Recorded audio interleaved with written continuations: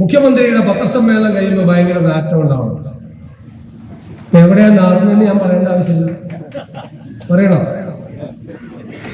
എവിടെ നിന്നാണ് നാറ്റം വരുന്നതെന്ന് പറയേണ്ട ആവശ്യമുണ്ടോ? പറഞ്ഞ ആൾ ആരാന്ന് നിങ്ങൾക്കറിയാം. ഞാൻ അതിനകത്ത് പുറകെ പോകുന്നില്ല. നമ്മൾ വ്യക്തികളെ തേജോവധം ചെയ്യലും വ്യക്തികളുടെ പുറകെ നടക്കലും അല്ല ഈ സർക്കാരിന്റെ ലക്ഷ്യം. ഈ സർക്കാരിന് ഒരുപാട് മുൻഗണനകളുണ്ട്.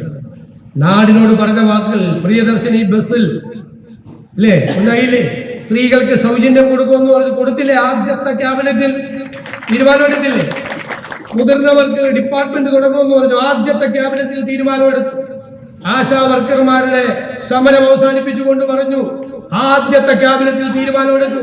പാചക തൊഴിലാളികളോട് പറഞ്ഞു, തീരുമാനമെടുത്തില്ലേ? ഇവര് കേരളം മുഴുവൻ നശിപ്പിച്ചിട്ടിരിക്കുകയാണ്. രൂക്ഷമായ ധനപ്രതിസന്ധിയ. ഈ ഓണം എങ്ങനെയാണ് സർക്കാർ കൈകാര്യം ചെയ്യുന്നത് നിങ്ങൾ കണ്ടില്ലേ? എല്ലാ ആവശ്യങ്ങൾക്കും പണം കൊടുത്തു. ഒരുപാട് പ്രയാസങ്ങളുണ്ട്, ഒരുപാട് ബുദ്ധിമുട്ടുകളുണ്ട്.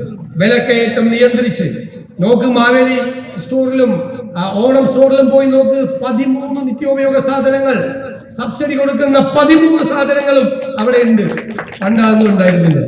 പണ്ട് ഉദ്ഘാടനം ചെയ്യാതെ ആളുകൾ പോയിട്ടുണ്ട്. അത് സബ്സിഡി ഉള്ള സാധനമൊന്നുമില്ല, സോപ്പും ചീപ്പും കണ്ണാടിയാണ് ഓണത്തിന്.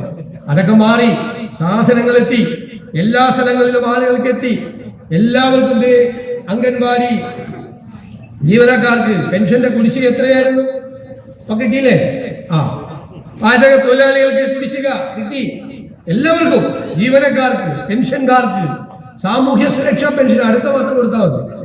ഓണമായതുകൊണ്ട് അടുത്ത മാസം കൊടുക്കേണ്ടത് അടുത്ത മാസത്തെ തുക ഈ പ്രാവശ്യം കൊടുക്കുകയാണ്.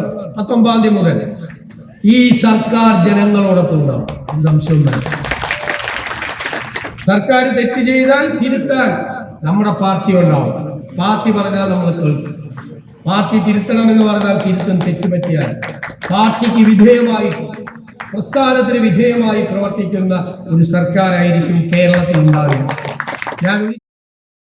നിങ്ങളുടെ സമ്പാദ്യത്തിന് ഇനി 8.6% വരെ പലിശ. ഇന്നു തന്നെ നിക്ഷേപിക്കൂ. Cherpulassery cooperative urban bank.